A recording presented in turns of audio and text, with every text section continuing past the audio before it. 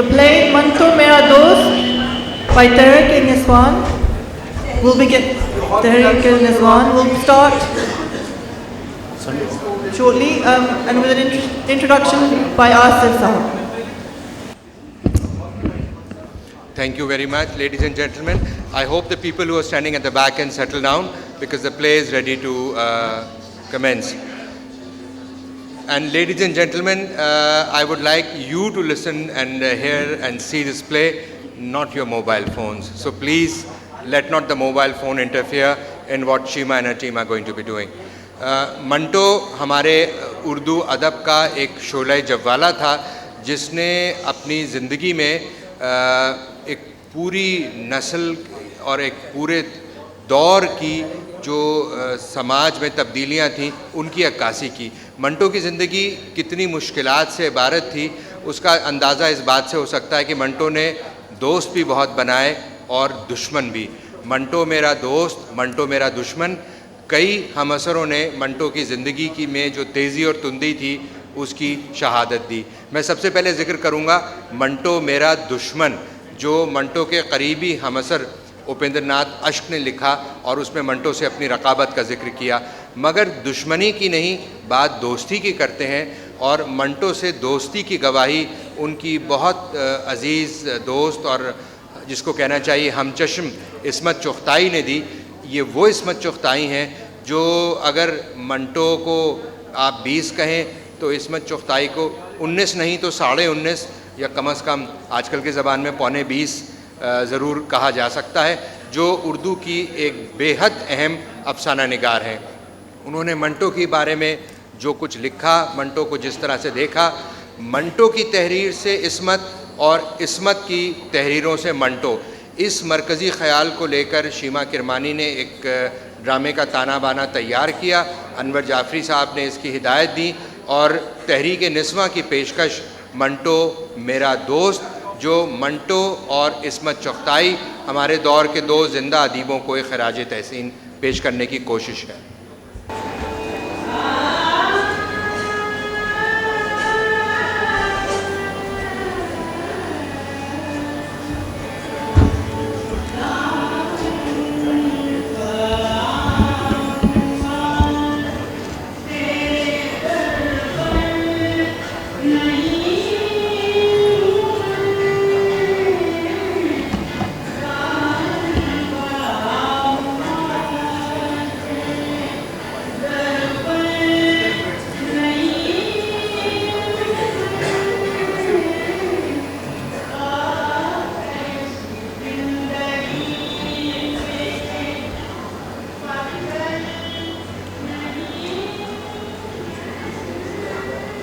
ये अगस्त 1942 की बात है।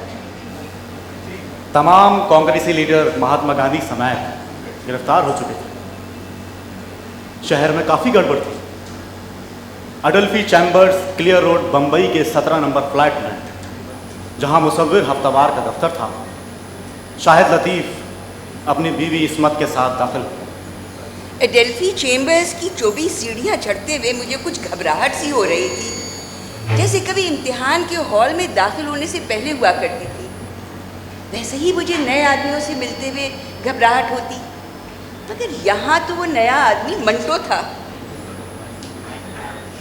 मेरी घबराहट वहशत की हदों को छूने लगी। मैंने शाहिद से कहा, चलो वापस चलें, शायद मंटो घर पे ना हो। मगर शाहिद ने मेरी उम्मीदों पर पानी फेर दिया। वो शाम को घर पर ही होता है क्योंकि वो रोज़ शाम को पीता है। ये लीजिए, मरे पे 100 दुर्रे, एक तो मंटो और वो भी पीता हुआ मंटो। मगर मैंने जी कड़ा कर लिया, ऐसा भी क्या, मुझे खा तो नहीं जाएगा, होने दो जो उसकी ज़बान की नोक पर डंक है। मैं बुलबुला तो नहीं हूँ जो फूंक मारो तो बैठ जाऊंगी। चरचराती गर्द आलूद सीढ़ियाँ तय करके हम किसी तरह दोनों दूसरी मंजिल पर पहुँचे। फ्लैट का दरवाज़ा नीमवा था। सामने एक बड़ी सी कुर्सी पर एक बारीक मकोड़े की शक्ल का इंसान बैठा हुआ था। अरे आइए आइए आइए। आदाब। आदाब। तो आप किस्मत हैं और आप सादत हसन मंटो। मैं समझता था कि आप नहायत काली, दुबली, सूखी और मरियल सी होंगी। और मैं समझती थी कि आप नहायत दबंग किस्म के चिंगाड़ते हुए पंजाबी होंगे। और दूसरे लम्हे हम दोनों पूरी तंदही से जुट कर बहस करने लगे, जैसे इतने अरसे एक दूसरे से नावाकिफ रहकर हमने बड़ा घाटा उठाया हो और अब पूरा करना हो। गर्मा गर्म मुबाहिसा चलता रहा।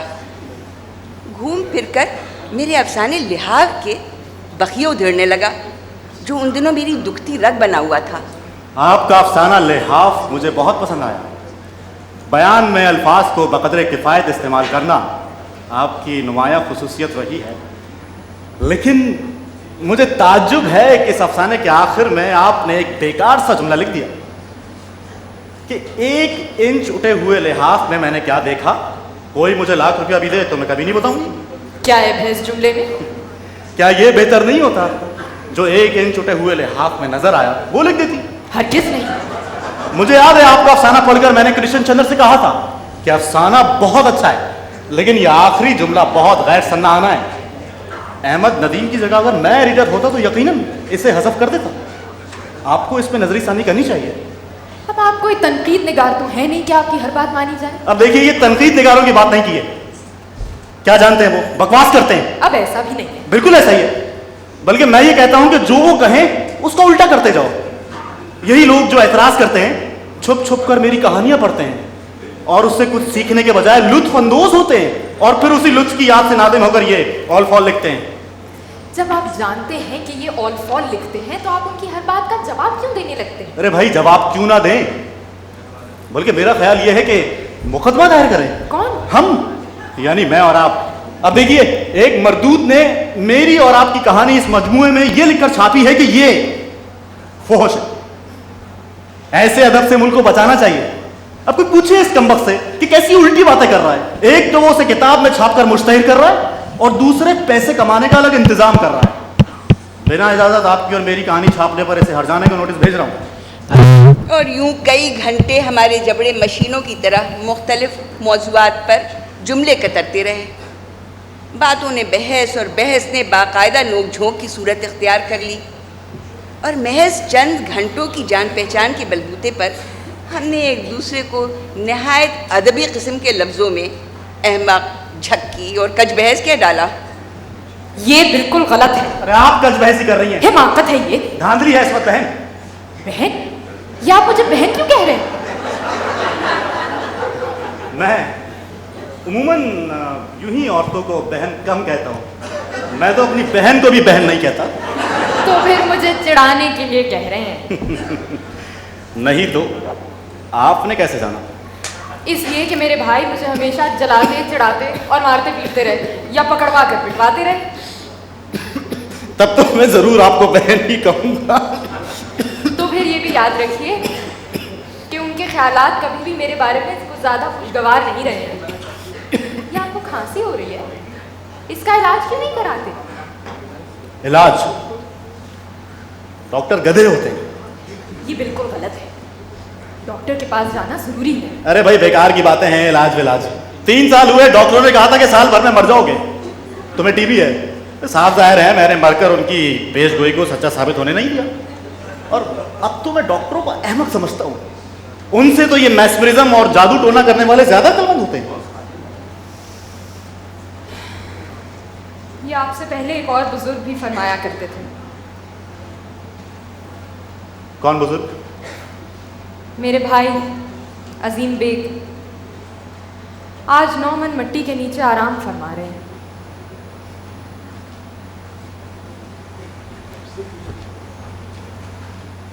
मुझे याद है इस मुलाकात के दूसरे ही रोज मैंने अपनी बीवी को दहली खत लिखा।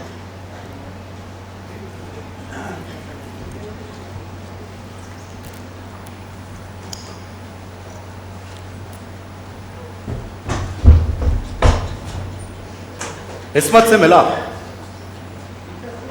तुम्हें यह सुनकर हैरत होगी कि वो बिल्कुल ऐसी ही औरत है जैसी तुम हो। मैंने जब उसे 1 इंच छुटे हुए लिहाफ का जिक्र किया तो नालायक उसका तस्वुर करते ही झिप गई। उसके चेहरे पर भी वही सिमटा हुआ हिजाब नजर आया जो आम तौर पर घरेलू लड़कियों के चेहरे पर नागुफ्तनी शाह का नाम सुनकर नमूदार हुआ करता है। मैंने दिल में कहा, ये तो कमबख्त बिल्कुल औरत निकली। मेरा मजा तो किरकिरा हो गया, लेकिन तुम यकीनन उसे पसंद करोगी। मैं और मंटू अगर 5 मिनट के इरादे से भी मिलते तो 5 घंटे का प्रोग्राम हो जाता। मंटू से बहस करके ऐसा मालूम होता जैसे जहनी कुव्वतों पर धार रखी जा रही है। जाला साफ किया जा रहा है, दिमाग में झाड़ू सी दी जा रही है। बाज़ औक़ात बहसें इतनी तवील और घनदार हो जाती कि ऐसा मालूम होता वाकई सोचने समझने की कुव्वत पर झाड़ू फिर गई। दोनों बहसे जाते, उलझे जाते, बदमज़गी पैदा होने लगती। मुझे तो अपनी शिकस्त छिपाने का मलका था, मगर मंटो बिल्कुल रुआसा हो जाता। आंखें मोर पंखों की तरह तनकर फैल जाती, नथने फड़कने लगते, मुंह कड़वा कसीला हो जाता और वो झुंझला कर अपनी हिमायत में शाहिद को पुकारता और जंग अदब और फ़लसफ़े से पलटकर घरेलू सूरत इख्तियार कर लेती और मंटो भिन्ना कर चला जाता। आप औरत हैं, वरना ऐसी बात कहता कि दांत खट्टे हो जाते। दिल के अरमान निकाल लीजिए, मुरव्वत की जरूरत नहीं है।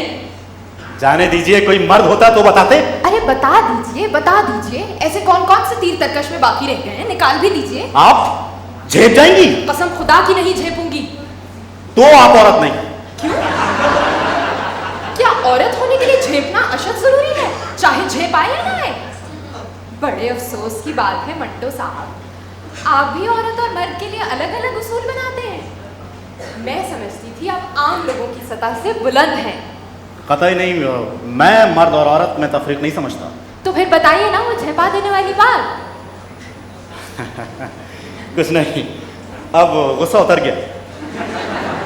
चले दोस्ती में ही सही, बताइए तो वो कौन सी खतरनाक बात थी? अरे भाई कुछ नहीं, अब कुछ याद नहीं रहा। शायद कोई मोटी सी गाली दे देता। बस मुझ पे कुछ असर ना होता। मैंने ऐसी लहीम शहीम गालियां सुनी है कि हद नहीं। या शायद कस के एक झापड़ रसीद करता। मेरे थप्पड़ भी खासे जोर के पड़ चुके हैं। आप पहले हैं जो औरत समझ के रियायत कर रहे हैं। मेरे भाई तो लगा चुके हैं कई बार। इस्मत, मेरी और आपकी शादी के बारे में लोग बहुत फिक्रमंद रहते हैं। जानती हूँ, हैदराबाद में एक लड़की ने मुझसे पूछा, क्या मंटू कुंवारा है? मैंने कहा कि जी नहीं। मेरा जवाब सुन के वो कुछ खिसियानी से होकर रह गए। और मुझे भी एक साहब का कार्ड मौसूल हुआ जिसमें उन्होंने मेरी आपसे शादी ना होने पर शदीद सदमे का इजहार ये कहकर किया कि ये क्या बात हुई, इस्मत चुगताई ने मंटो से शादी ना की। इस्मत चुगताई और मंटो, ये दो हस्तियां अगर मिल जाती तो कितना अच्छा होता। इस्मत, उस वक्त मैंने, लेकिन अब सोचता हूं कि अगर मैं और आप वाकई में अभी भी बन जाते तो क्या होता। शायद ये हादसा दौरे हाजिर की अफसानवी अदब पर एटमी हैसियत रखता। अफसाने अफसाने बन जाते, कहानियां मुड़ तोड़कर पहेलियां हो जाती और इंशा की छातियों में सारा दूध खुश्क होकर या तो सुफूफ की शक्ल इख्तियार कर लेता या भस्म होकर राख बन जाता। यह भी मुमकिन है कि निकाहनामे पर हमारे दस्तखत हमारे कलम की आखिरी तहरीर होते, लेकिन सीने पर हाथ रखकर यह भी कौन कह सकता है कि निकाहनामा होता। ज्यादा करीने कयास तो यह मालूम होता है कि निकाहनामे पर दोनों अफसाने लिखते और काजी साहब की पेशानी पर दस्तखत कर देते ताकि सनद रहे। हो सकता है इस्मत निकाह के दौरान कुछ ऐसी बातें होती। इस्मत, काजी साहब की पेशानी ऐसा लगता है तख्ती है। क्या कहा? तुम्हारे कानों को क्या हो गया है? मेरे कानों को तो कुछ नहीं हुआ, तुम्हारी अपनी आवाज हलक से बाहर नहीं निकलती। हद हो गई है। लो फिर सुनो, मैं ये कह रहा था कि काजी साहब की पेशानी बिल्कुल तख्ती से मिलती जुलती है। तख्ती तो बिल्कुल सपाट होती है। ये पेशानी सपाट नहीं?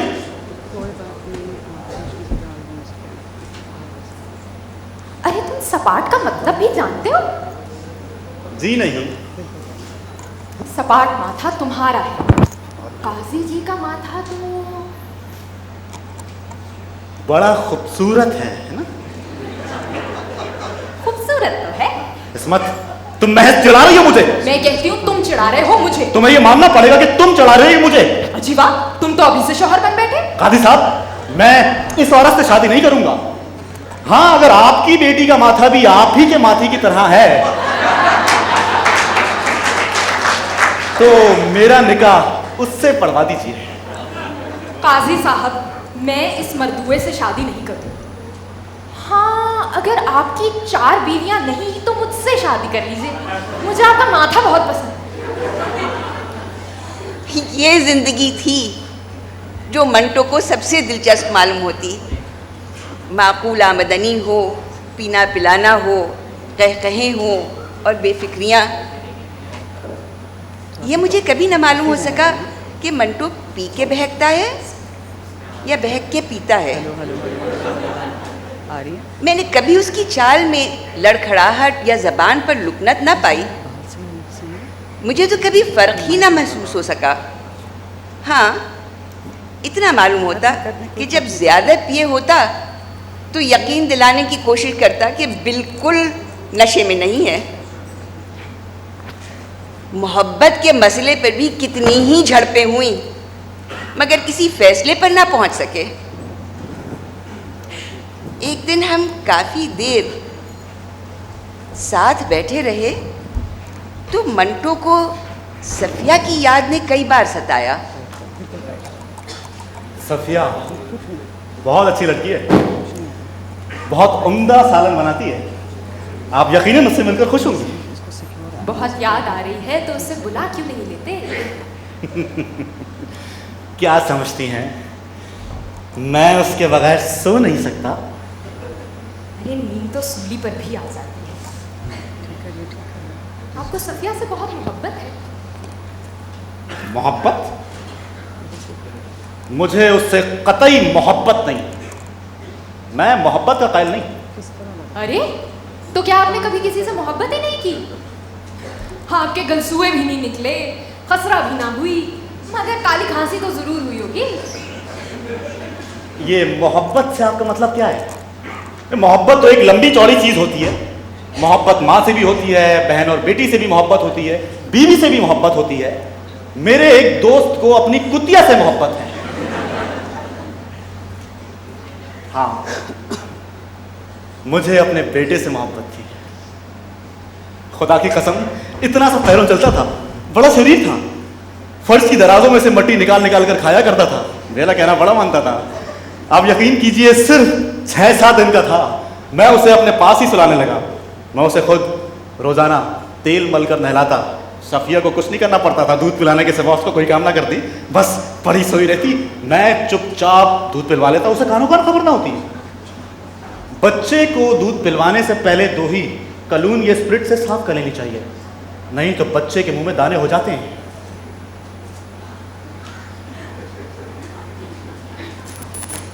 मगर इसमें वो मर गया। अरे अच्छा हुआ जी मर गया, मुझे तो उसने आया बना डाला था। अगर आज वो जिंदा होता तो मैं उसके पोतड़े धोता, निकम्मा होकर रह जाता। इस्मत, सचमुच मुझे उससे इश्क था। और इसके अलावा मोहब्बत क्या होती है? मुझे अपने जरी के जूते से मोहब्बत है, रफीक को अपनी 5वीं बीवी से मोहब्बत है। भाई, मेरा मतलब उस इश्क से था जो किसी नौजवान को किसी दोशीज़ा से हुआ करता है। हाँ, मैं समझ गया था। कश्मीर में एक चरवाही थी। फिर कुछ नहीं। अरे आप मुझे इतनी गंदी बातें तो बता देते हैं, आज शर्मा रहे हैं। अरे भाई, कौन गधा शर्मा रहा है? बस जब मवेशी हाँकने के लिए लकड़ी ऊपर उठाती थी तो उसकी सफ़ेद कोहनी दिखाई दे जाती थी। उन दिनों मैं कुछ बीमार था, रोज़ एक कंबल लेकर पहाड़ी पर जाकर लेट जाया करता था और उस लम्हे का इंतज़ार करता कि जब वो हाथ ऊपर करे तो उसकी आस्तीन सरक जाए और उसमें से सफ़ेद कोहनी दिखाई दे जाए। कोहनी? हाँ, मैंने सिवाय कोहनी के उसके जिस्म का और कोई हिस्सा नहीं देखा था। बहुत ढीले ढाले से कपड़े पहने रहती थी, उसके जिस्म का कोई खत भी दिखाई नहीं देता था, मगर उसके जिस्म की हर जुम्बिश पर मेरी आंखें कोहनी की झलक देखने के लिए लपकती थी। फिर क्या हुआ? फिर एक दिन मैं कंबल पर लेटा था, वो मुझसे कुछ दूर आकर बैठ गई और अपने गरेबान में कुछ छुपाने लगी। मैंने कहा मुझे दिखाओ, तो शर्म से उसका चेहरा गुलाबी हो गया और वो बोली कुछ नहीं। बस मुझे भी जिद हो गई। मैंने कहा जब तक दिखाओगी नहीं जाने नहीं दूंगा। तो वो रूहासी हो गई। बस मैंने भी जिद पकड़ ली। आखिरकार बड़ी रद्दोकत के बाद उसने मुट्ठी खोलकर हथेली मेरे सामने कर दी और खुद शर्म के मारे घुटनों में मुंह दे लिया। क्या था उसकी हथेली पर? मिस्री की डली। उसकी गुलाबी हथेली पर बर्फ के टुकड़े की तरह पड़ी झिलमिला रही थी। फिर आपने क्या किया? मैं ये देखता रह गया। फिर वो उठकर भाग गई। कुछ दूर से पलट कर आई और वो मिस्री की डली मेरी गोद में डालकर नजरों से ओझल हो गई। वो मिस्री की डली काफी दिनों तक मेरे कमीज की जेब में पड़ी रही। फिर मैंने उसे दराज में डाल दिया और कुछ दिनों बाद उसे चूटियां खा गई। और वो लड़की? कौन सी लड़की? वही जो आपको मिस्री की डली थमा गई। उसे मैंने फिर कभी नहीं देखा। किस कदर फुसफुसा है आपका इश्क। बड़े बड़े किसी शोला बदामा किस्म के इश्क की उम्मीद थी। कतई फुसफुसा नहीं था। बिल्कुल रद्दी, थर्ड रेट, मिर्घला इश्क। मिस्री की डली लेकर चले आए, बड़ा तीर मारा। तो और क्या करता? उसके साथ सो जाता। एक हरामी पिल्ला उसकी गोद में डालकर आज उसकी याद में मर्दानगी की डींगे मारता। ठीक कहते हैं आप। मिस्री की डली कड़कड़ा कर खाने की नहीं, धीरे धीरे चूसने की चीज है। मुझे ताज्जुब है कि मंटो गंदी से गंदी और बेहुदा बात धड़ल्ले से इस माकूलियत और भोलपन से कह जाता कि ज़रा झिझक महसूस ना होती,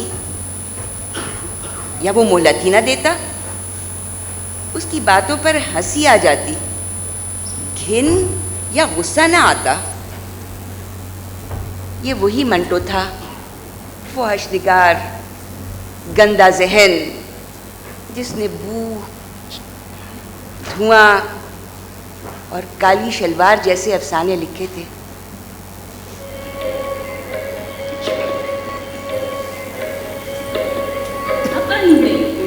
पर पतलून आधा फाटन आधा जोड़, बाबा भी धुन में गावे।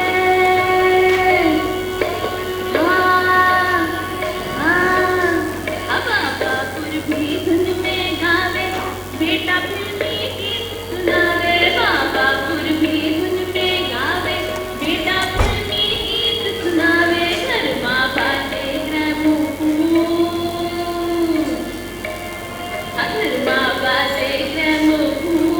आधा फागुन आधा जून, बाटे ग्रामोफोन, आधा फागुन आधा जून।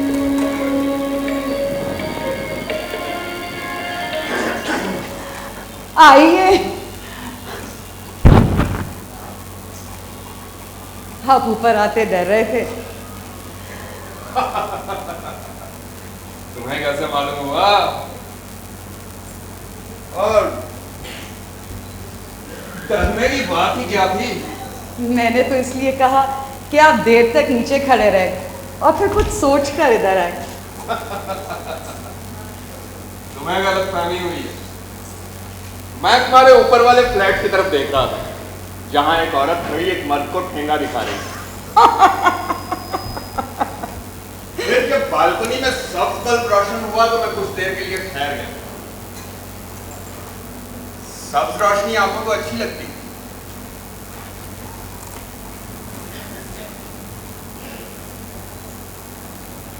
आप जा रहे हैं? नहीं, चांद देख रहा हूं।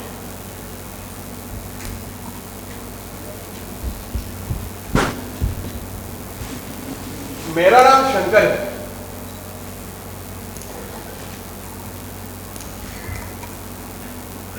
फरमाइए। मैं क्या फरमाऊं, कुछ तुम ही फरमाओ। बुलाया तो तुमने है मुझे इशारा करके।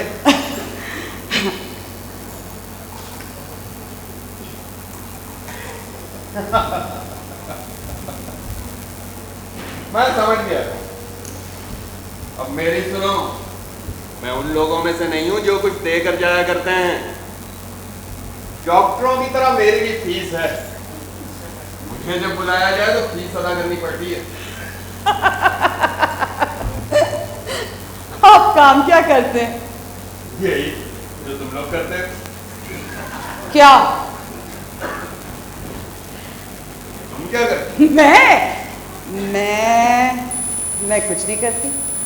मैं भी कुछ नहीं करता। ये तो कोई बात नहीं हुई। आप कुछ ना कुछ तो जरूर करते होंगे। तुम भी कुछ ना कुछ तो जरूर करती होगी। झक मारती हूँ। मैं भी झक मारता हूँ। तो आओ दोनों झक मारे। मैं हाजिर हूँ, मगर झक मारने के मैं दाम नहीं दिया करता। होश की दवा करो, ये लंगर खाना नहीं है। मैं भी वॉलंटियर नहीं हूँ। ये वॉलंटियर क्या होते हैं? उल्लू के पट्टे। मैं भी कोई उल्लू की पट्टी नहीं हूँ। मगर वो आदमी खुदा बख्श जो तुम्हारे साथ रहता है ना, जरूर उल्लू का पट्टा है। क्यों? इसलिए कि कई दिनों से वो एक ऐसे फकीर के पास अपनी किस्मत खुलवाने की खातिर जा रहा है जिसकी अपनी किस्मत एक जंग लगे ताले की तरह बंद है। तुम हिंदू हो ना, इसीलिए हमारे बुजुर्गों का मजाक उड़ाते हो।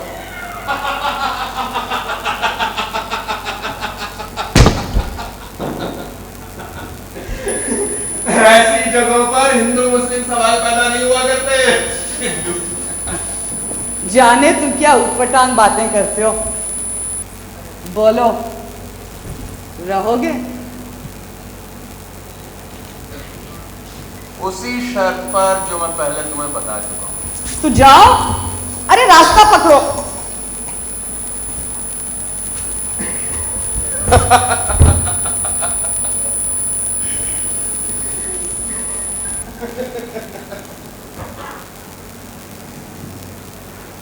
मैं कभी कभी इस बाजार से गुजरता हूं। जब भी मेरी जरूरत महसूस करो बुला लेना। मैं बहुत काम का आदमी हूं।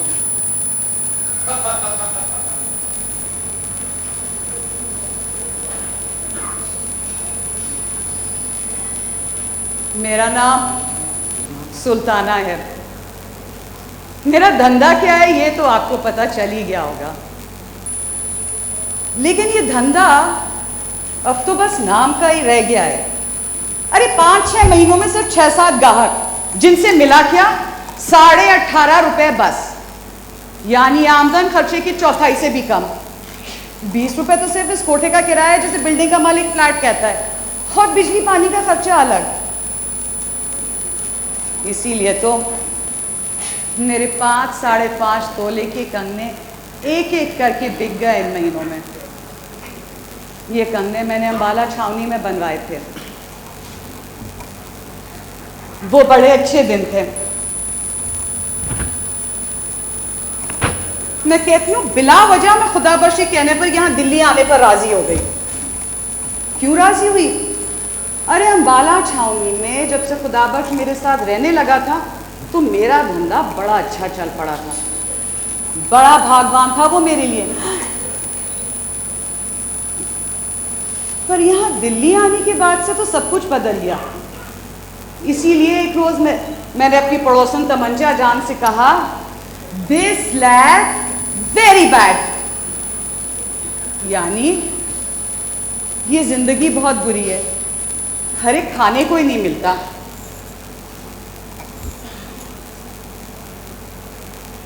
अंबाला छावनी की जिंदगी बहुत अच्छी थी। छावनी के गोरे शराब पीकर आते और 3-4 घंटों में 8-10 को निपटाकर 20-30 रुपया पैदा कर लिया करती। साथ साथ 6-7 जुमले अंग्रेजी के भी बोलने आ गए थे। वैसे ये गोरे हमारे देसी लोगों से बहुत अच्छे थे, क्योंकि अगर कभी कोई ज्यादा रियायत चाहता तो मैं कहती, साहब तुम एकदम उल्लू का पट्टा है, हरामज़ादा है, और वो बात समझे बगैर हंसने लगते और सब मुझे वो वाकई उल्लू के पट्टे दिखाई देते। पर यहाँ दिल्ली जब से आई हूँ एक गोरा नहीं आया, सिर्फ 6 लोग आए और 3 रुपए से ज्यादा पर कोई मानता ही नहीं था। उनमें से एक से मैंने कहा,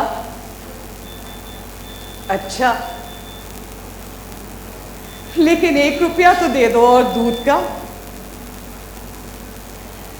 उसने 1 रुपया तो नहीं दिया, लेकिन नए बादशाह की चमकती हुई 98 जेब से निकाल कर दे दी।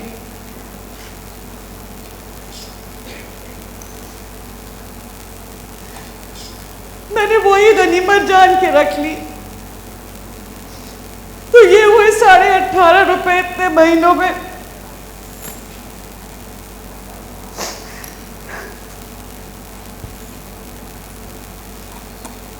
खुदाबख्श दिन भर बाहर रहने लगा है। जब मेरी आखिरी कंगनी बिकने की नौबत आई तो वो उसे मैंने देते हुए कहा, तुम मेरी सुनो, चलो वापस संभाले, यहाँ क्या धरा है, जो नुकसान हुआ है उसे सबका समझो। इस कंगनी को बेच कर आओ, मैं सामान वगैरह बांध कर तैयार रखती हूँ, आज रात की गाड़ी से वापस चलेंगे। खुदाबख्श ने कंगनी जेब में रखी और कहने लगा, नहीं जाने मन, हम अंबाला नहीं जाएंगे, यही दिल्ली में रहेंगे। तुम्हारी सारी चूड़ियाँ यहीं की यहीं वापस आएंगी। अल्लाह पर भरोसा रखो, वो बड़ा कारसाज है, कोई ना कोई असबाब बना ही देगा। मैं चुप हो गई। आखिरी कंगनी भी हाथ से उतर गई। अपने नंगे बुच्चे हाथ देखती हूँ तो मुझे बहुत दुख होता है, पर क्या करूं, पेट भी तो आखिर किसी हीले से भरना है। उसके बाद खुदाबख्श और ज्यादा गायब रहने लगा। मैं सारा दिन बालकनी पर खड़ी रहती हूँ। सामने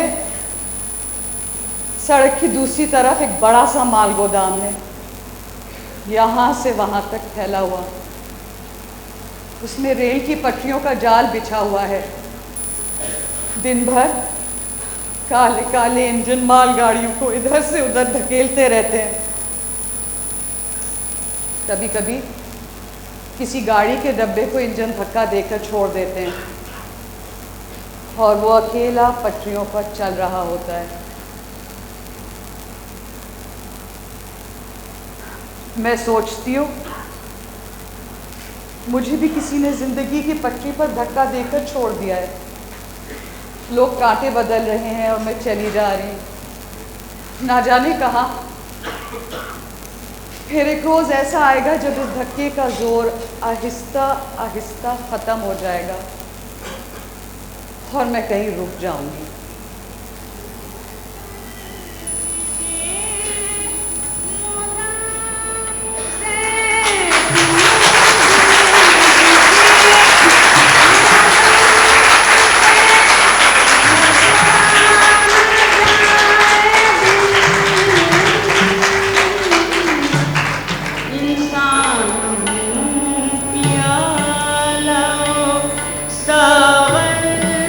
नहीं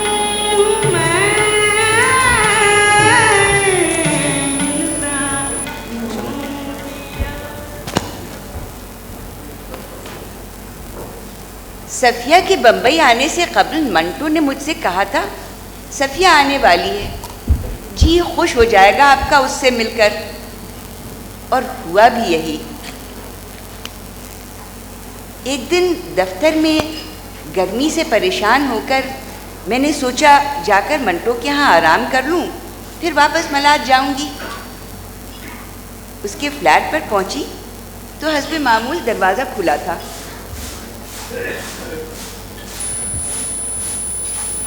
ये क्या कर रहे हैं? क्रिकेट खेल रहा हूँ। ये लीजिए, हमने सोचा था कुछ देर आपके यहाँ जाके आराम करेंगे, यहाँ तो सब रूठे बैठे हैं। अच्छा, हम जाते हैं फिर। अरे तुम आओ, अंदर आओ। काहे का झगड़ा था? अरे कुछ नहीं, मैंने तो बस इतना कहा कि खाना बनाना घर गृहस्थी वगैरह मर्दों का काम नहीं। तो जैसे तुमसे उलझते हैं मुझसे भी उलझ पड़े। कहते हैं क्यों नहीं मर्दों का काम, मैं भी झाड़ू लगा सकता हूँ। मैंने बहुत रोका तो और ज्यादा लड़े। कहते हैं कि ऐसा ही है ना तो तलाक नहीं है। सुबह सुबह म्यूनसिपैलिटी के भंगी ने सहन साफ करने के बहाने हालत में भूल चुकी। अब आप दिल के अरमान निकाल लीजिए। गर्मी के मारे जान निकली जाती है। अरे तो मैं बर्फ ला कर देता हूँ ना, अभी अभी होटल से ला के रखी है। तुम जरा 2 मिनट बैठो, मैं सालन बघा रहा हूँ, इससे पहले कि हांडी चूल्हा भी करने लगे।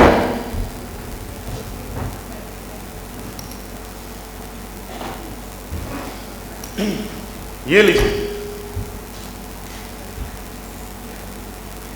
और सुनाइए।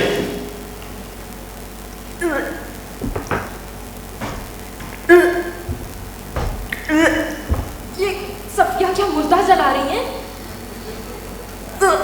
अरे सारे घर में धुआं भर दिया भाई, फौरन चूल्हा बुझाओ।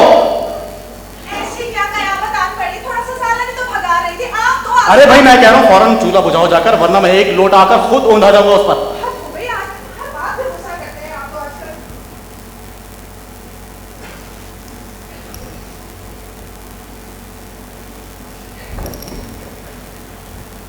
आपके पेट में बच्चा है? मैंने फौरन कर लिया। जब सफिया के पेट में बच्चा था तो उसको भी ऐसी बघार से उपकाई आती थी। मंटो साहब, डाइयों जैसी बातें ना करो। अरे वाह, इसमें क्या बुराई है? अरे आपको तो खट्टी चीजें भाती होंगी। अरे भाई सफिया, सफिया, वो जो मैं कैरियर आया था ना अचार के लिए, वो ले आओ। मैंने नमक मिर्च लगा कर रखी है। क्या हो गया मंटो साहब, कितना चिल्लाते हो तुम? अरे बेवकूफ, इनका पैर भारी है। अरे बस भी करें, इंतहा है ये तो। अरे आपको पेट पर ना जैतून के तेल की मालिश करनी चाहिए, उससे खरोंचे नहीं पड़ेंगे। सभी लोग आपको फोहिश निगार कहते हैं। और हाँ एक बात और, नहार मुंह सेब का मुरब्बा खाने से उपकाइयां नहीं आती। यूं सही कह रहा हूं ना? अरे नहीं, जापे में बर्फ नहीं चबाते, नल्ले सूख जाते हैं। अरे बात नहीं करो मंटो साहब, कैसी बातें किए जा रहे हो? जब मेरी बेटी सीमा पैदा हुई तो सफिया मेरे पास बैठी कांपती रही, मगर बच्ची को देखकर मंटो को अपना बेटा बहुत याद आया। वो देर तक मुझे उसकी छोटी छोटी शरारतें बताता रहा। सफिया का दिल पिघल गया और साल के अंदर अंदर उनकी बड़ी बेटी पैदा हो गई।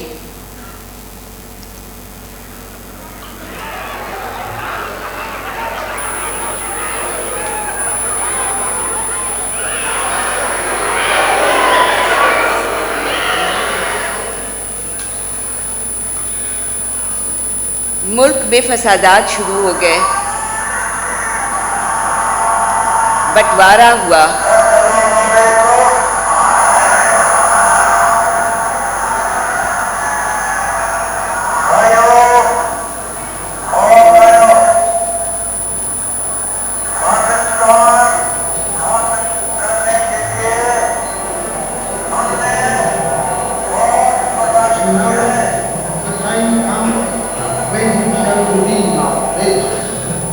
At the stroke of the midnight hour, when the world sleeps, India will awake to life of freedom.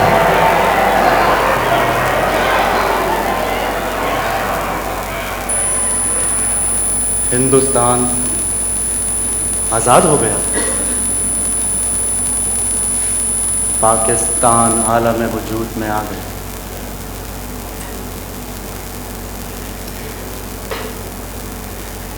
लेकिन इन दोनों आजाद मुमलिकतों में इंसान गुलाम है,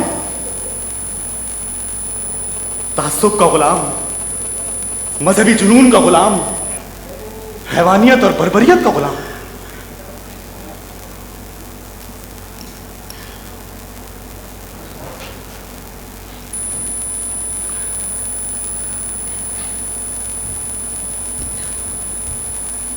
समझ में नहीं आता कि हिंदुस्तान वतन है या पाकिस्तान।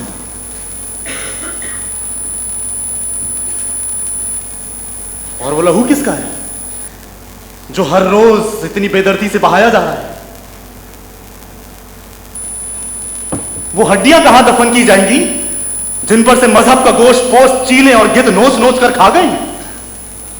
हिंदू और मुसलमान धड़ाधड़ मर रहे हैं। क्यों मर रहे हैं?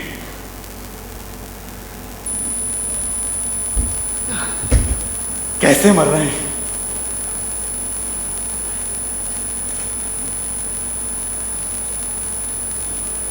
कल मैं और मेरा दोस्त श्याम रावलपिंडी से भागकर आए हुए एक सिख खानदान के पास बैठे थे। वो लोग अपनी रुदात सुना रहे थे जो बहुत ही दर्दनाक थी। उसके बाद मैंने श्याम से पूछा कि मैं मुसलमान हूं, क्या तुम्हारा दिल नहीं चाहता कि मुझे कत्ल कर दो? श्याम ने निहायत संजीदगी के साथ कहा, इस वक्त तो नहीं, लेकिन जब मैं मुसलमानों के ढाए हुए मजालिम की दास्तान सुन रहा था तो मैं तुम्हें कत्ल कर सकता था। श्याम के मुंह से यह सुनकर मेरे दिल को इतना जबरदस्त धक्का लगा कि शायद उस वक्त मैं भी उसे कत्ल कर सकता था।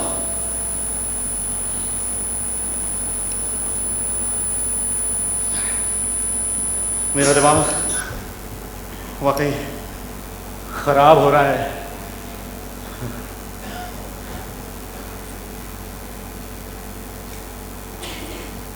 क्यों ना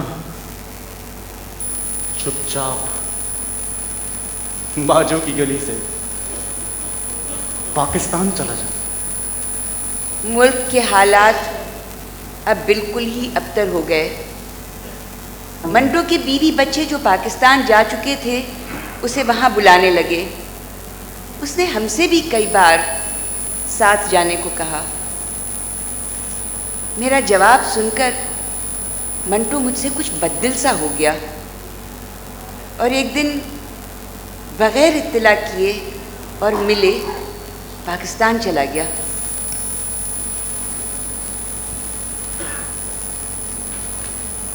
मैं बंबई छोड़कर गालिबन 7 या 8 जनवरी को कराची से होता हुआ लाहौर पहुंचा।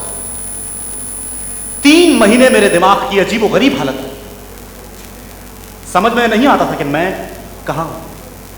3 महीने तक मेरा दिमाग कोई फैसला नहीं कर सका। ऐसा मालूम होता था कि पर्दे पर एक साथ कई फिल्में चल रही हैं, आपस में कटमट। कभी बंबई के बाजार और उसकी गलियां, और कभी कराची की छोटी छोटी तेज रफ्तार ड्रामे और गधा गाड़ियां, और कभी लाहौर के पुरशोर रेस्टोरेंट। समझ में नहीं आता था कि मैं कहां हूं।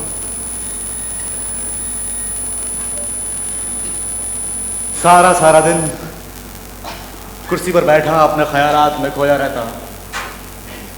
आखिरकार चौंका, क्योंकि जो रुपया मैं बंबई से अपने साथ लाया था वो कुछ घर में और कुछ घर से कुछ दूर क्लिफ्टन बार में जज्ब हो चुका था। गिरदो पेश जिधर भी निगाह दौड़ाता मुझे इंतशार ही इंतशार दिखाई देता। अलाटमेंटों का बाजार गर्म था। महाजिर और गैर महाजिर धड़ाधड़ अपने अपने असर और उसलूक इस्तेमाल करके दुकानें और कारखाने अलाट करा रहे थे। कुछ लोग बेहद खुश थे क्योंकि उनके पास एकदम दौलत आ गई थी, लेकिन उस खुशी में भी इंतशार था, जैसे वो एक दिन उड़कर हवा हो जाने वाली है। महाजरों के कैंपों की हालत इतनी थी, एक का कहा दूसरे की आह से दस्तो करीबा था। एक की जिंदगी दूसरे के आलम नज़ा से मसरूफ पैकार थी। दो धारे बह रहे थे, एक जिंदगी का धारा और एक मौत का। फजा पर मुर्दुनी तारी थी। जिस तरह गर्मियों के आगाज में आसमान पर बेमकसद उड़ती हुई चीलों की चीखें उदास होती हैं, बिल्कुल उसी तरह कायदे आजम जिंदाबाद और पाकिस्तान जिंदाबाद के नारे कानों को उदास उदास लगते।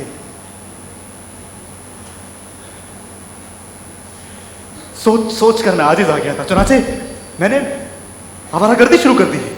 मैं बेमकसद सारा दिन घूमता रहता, खुद खामोश रहता, लेकिन दूसरों की सुनता।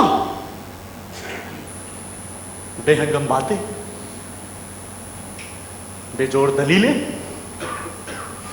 तबीयत में उकसाहट पैदा हुई कि मैं कुछ लिखूं, लेकिन जब लिखने बैठता तो दिमाग को मुंतशिर पाता। कोशिश के बावजूद हिंदुस्तान को पाकिस्तान से और पाकिस्तान को हिंदुस्तान से अलग नहीं कर सका। बार बार दिमाग में ये उलझन पैदा करने वाला सवाल गूंजता, क्या पाकिस्तान का अदब अब अलहदा होगा? वो सब कुछ जो हिंदुस्तान में लिखा गया, उसका मालिक कौन है? क्या उसको भी अब तकसीम किया जाएगा?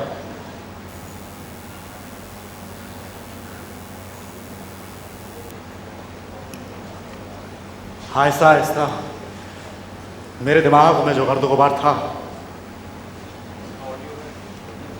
वो बैठ गया, और फिर मैंने पाकिस्तान में अपना पहला अफसाना ठंडा गोश्त लिखा।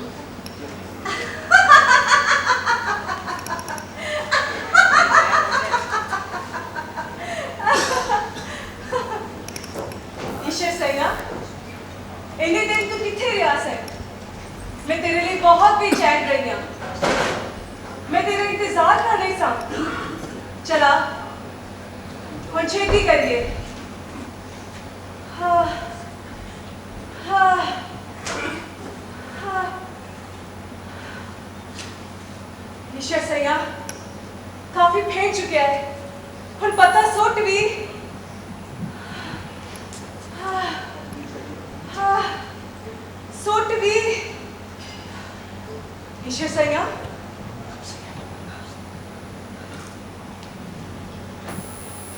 ईशर सैया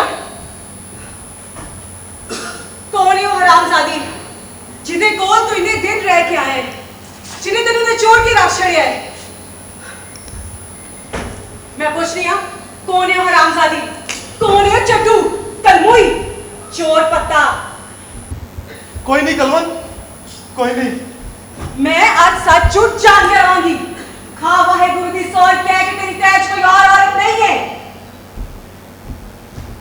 कसम खान तो पहला सोच ले कि मैं भी सरदार ने हाथ सिंह दी कुड़िया टिक्का बोटी करके रखता नीचे कि मेरा झूठ बोलिया। और खा वाहे गुरु दी सौ और कह के तेरी तैज कोई और औरत नहीं है कि नहीं? हाँ है। ईशर ऐसे मैंने की किया? मैं तो नहीं छुड़ाऊंगी ईशर, मैं तो खत्म कर दूंगी ईशर, खत्म कर दूंगी। कुत्ते, कंजरी, बड़वी, बगारत औरत। जान दे कलवत, जान दे। मेरी जान तू बड़ी छेती की है, पर जो है ठीक है। मगर कौन है तेरी माँ?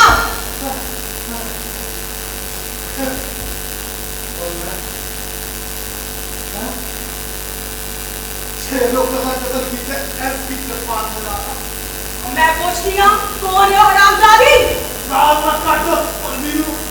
बेटा वो है कौन? ईशर बेटा मतलब निकाल कर। मतलब निकाल रहे हैं।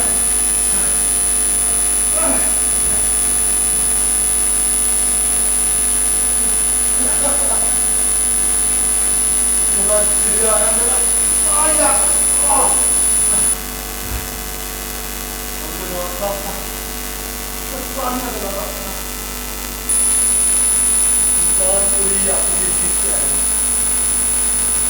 से दंगा बच गया थी। शहर होता मतलब मैं भी उसके साथ आया। सोना चांदी पैसा जो कुछ मिला ना तेनू ले आके दिया। कैसे बात नहीं करती? केड़ी गल नहीं करती?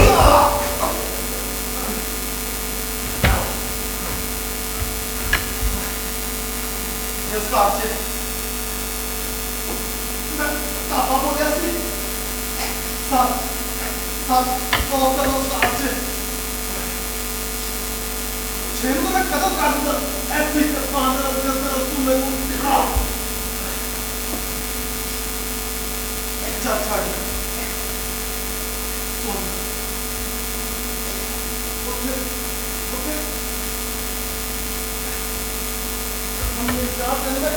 की रसायन के अंदर की वजह है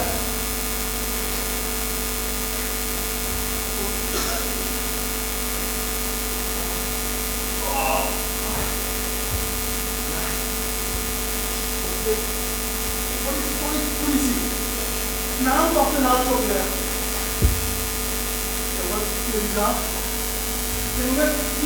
इतनी थोड़ी सी मैं चाहता था और भी बात करना था फिर मैं सोचा तो रोज मुझे ले देने आज नवा मिठा चाहिए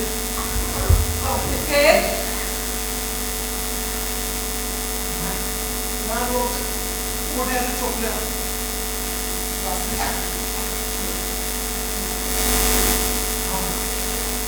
ठीक है रास्ते से मैं ऐसी पट्टियां से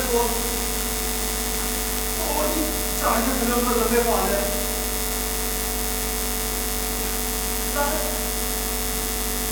सोचा फिर मैं क्या कैसी होया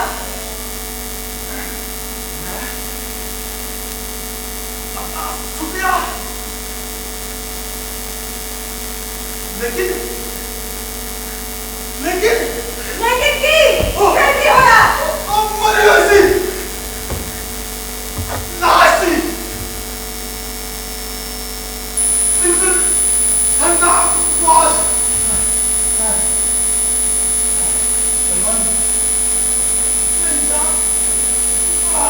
अपना हाथ दे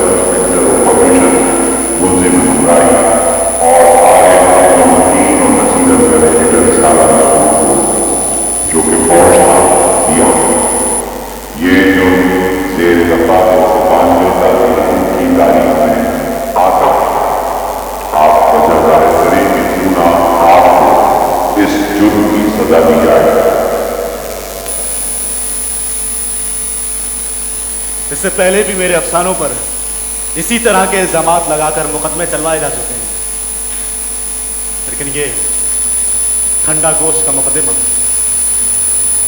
सबसे बाजी ले गया। इसने मेरा बुरकस निकाल दिया। अदालतों के चक्कर कुछ ऐसे थे कि मुझ जैसा हसास आदमी बर्दाश्त नहीं कर सकता, क्योंकि अदालत एक ऐसी जगह है जहां हर तौहीन बर्दाश्त करना पड़ती है। मैं अफसाना ठंडा गोश्त मतबूआ माहनामा जावेद लाहौर का मुसन्निफ हूं, जो इस्तिगासे के नज़दीक उरिया और फोहश है। मुझे इससे इख्तलाफ है। यह अफसाना किसी भी नुक्ता नज़र से ऐसा नहीं है। फहाशी के मुतालिक बहुत कुछ कहा जा चुका है, और बहुत कुछ कहा जा सकता है, लेकिन ये एक तयशुदा अमर है कि अदब हरगिज फौज नहीं हो सकता। यह बात यहां काबिल गौर है कि कत्ल गारत ने, लूट मार ने ईशर सिंह पर कोई असर नहीं किया। उसने कई इंसानों को मौत के घाट उतारा था, मगर उसके जमीर पर एहसास की एक हल्की सी खराश तक नहीं आई थी। मगर जब वो लड़की की ठंडी लाश पर झुका तो उसकी मर्दानगी गायब हो गई।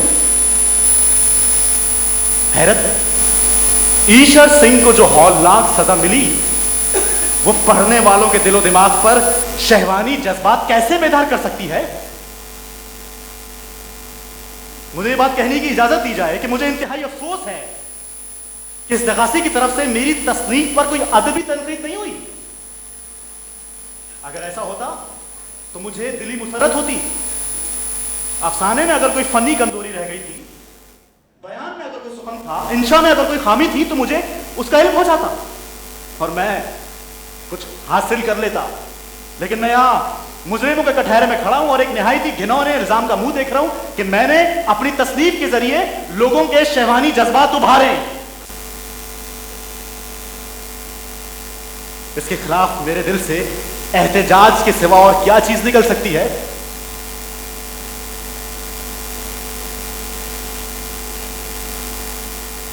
मेरी तहरीरों में अगर आपको मर्द और औरत के ताल्लुकात का जिक्र ज्यादा नजर आए तो ये एक फितरी बात है,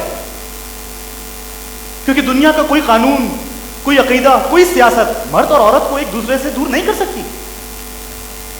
सच तो यह है कि हुबूद आदम से लेकर अब तक हर मर्द के आसाब पर औरत सवार रही है। और भाई क्यों ना रहे, मर्द के आसाब पर क्या हाथी और घोड़ों को सवार होना चाहिए? जब कबूतर कबूतरियों को देखकर गुटकते हैं तो मर्द औरतों को देखकर अफसाने और गजलें क्यों नहीं लिखे? औरतें कबूतरियों से कहीं ज्यादा दिलचस्प, खूबसूरत और फिक्रखेज हैं। जमाने के जिस दौर से आप इस वक्त गुजर रहे हैं, अगर आप इससे नावाकिफ हैं तो मेरे अफसाने पढ़िए।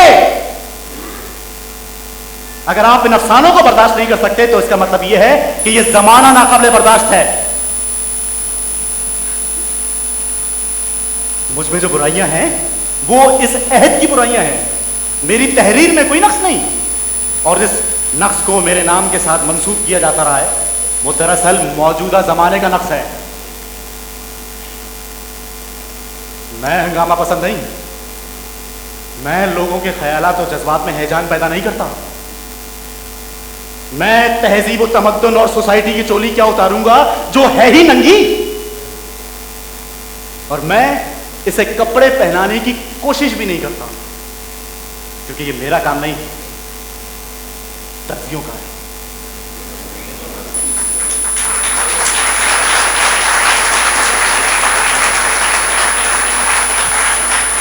कुछ लोग मुझे स्याह कलम कहते हैं। मैं तख्ता स्याह पे काली चाक से नहीं लिखता, बल्कि सफेद चाक इस्तेमाल करता हूं ताकि तख्ता स्याह की स्याही और भी ज्यादा नुमायां हो जाए। ये मेरा खास अंदाज, मेरा खास तर्ज है, जिसे फौज निगारी, तरक्की पसंदी तो खुदा जाने क्या कुछ कहा जाता रहा है।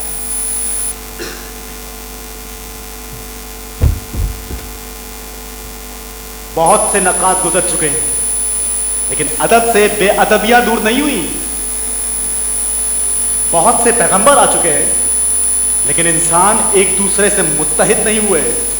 ये एक बहुत बड़ा अलमिया है। लेकिन मुसीबत यह है कि ये अलमिया ही इंसान की किस्मत है। उसकी जिंदगी, उसकी मौत, उसकी जवानी, उसका बढ़ापा, ये अलमिया ही सारी दुनिया है। ये अलमिया ही आप हैं। ये अलमिया ही सादत हसन मंटो है।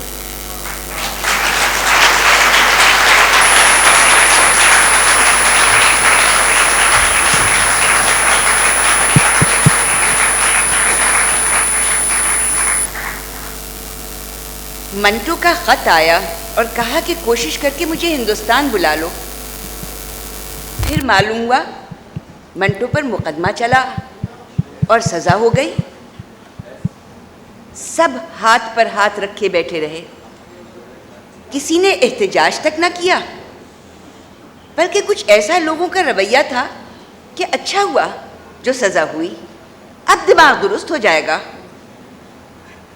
ना कहीं जलसे हुए, ना मीटिंगें हुई, ना रेजोल्यूशन पास हुए। फिर मालूम हुआ दिमाग चल निकला और पागलखाने यार दोस्त पहुंचा आए। कुछ दिन पहले दुनिया कितनी सुंदर दिखाई देती थी, हवाएं लतीफ और खुशबुओं में बसी थी। जी चाहता था कि वक्त बस यहीं रुका रहे, पर जब हौले हौले आंख खुली तो देखा वक्त का चक्कर इस तरह चल रहा है।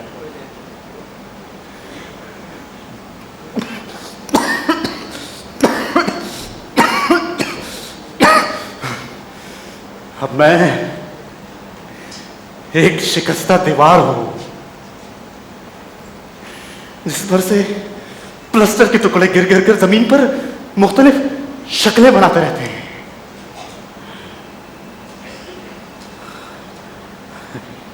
अजीब हालत है, कुछ समझ में नहीं आता, और समझ में आए भी कैसे जबकि समझने की फुर्सत ही नहीं। सैकड़ों चीजें देर वक्त सोचने से मैं अफरा तफरी के आलम में रहता हूं। बहुत ज्यादा शराब पीने लगा हूं, इसलिए नहीं कि कुछ लिखूं, क्योंकि कुछ पीकर मैं लिख ही नहीं सकता।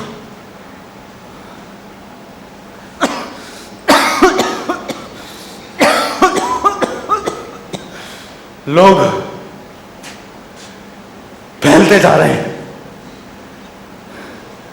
लेकिन मैं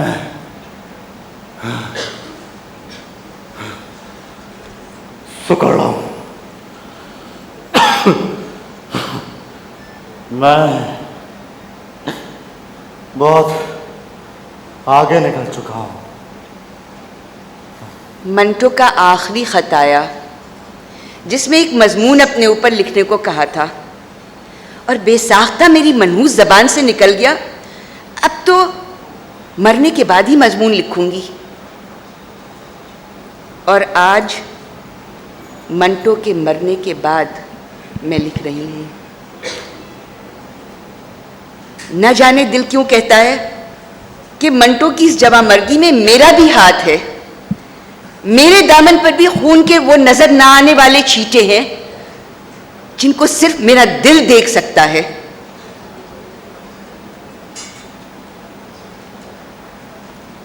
वो दुनिया जिसने उसे मरने दिया, वो मेरी ही तो दुनिया है।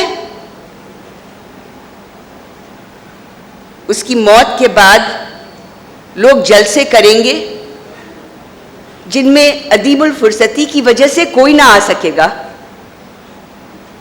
वक्त गुजर जाएगा, सीने का बोझ आहिस्ता आहिस्ता हल्का हो जाएगा, सिर्फ एक कसक जिंदा रहेगी। मरने वाले जख्म लगा जाते हैं जो न दुखता है न रिश्ता है, खामोश सुलगता रहता है।